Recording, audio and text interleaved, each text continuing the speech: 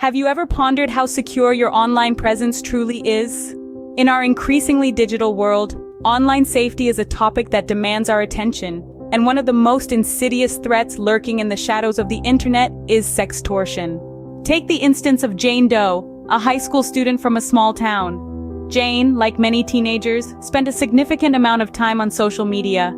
She believed that the friends she made online were just as genuine as those she knew in person. One such friend, who went by the alias Max, seemed to share Jane's interests. They spent hours chatting online, forming a connection that Jane believed was sincere. One day, Max persuaded Jane to share explicit photos with him. Little did she know, Max was not who he claimed to be. Suddenly, Jane found herself in a terrifying situation. Max, the supposed friend, turned into a blackmailer, threatening to leak her photos unless she paid him a hefty sum. Jane's story is a chilling example of sextortion. Now consider John Doe, a successful businessman. John was contacted by an attractive woman on a dating app. After a few weeks of conversation, the woman convinced John to engage in an explicit video call. Unbeknownst to John, the woman recorded their interaction and then threatened to send the video to John's professional network unless he paid her. John, fearing for his reputation, paid the woman, only for her to continue demanding more.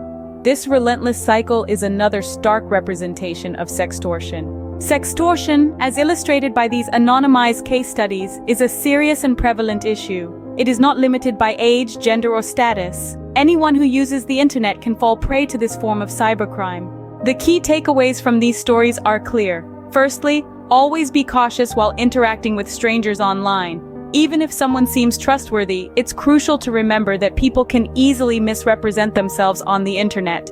Secondly, never share explicit content with anyone online. Once something is shared, control over it is lost and it can be used maliciously. Lastly, if you ever find yourself a victim of sextortion, don't hesitate to contact the authorities immediately. It's crucial to remember that the person committing the crime is the one at fault, not the victim. Remember, the internet can be a wonderful tool for connection and information. However, it also has its dark corners. Awareness is the first step towards protection.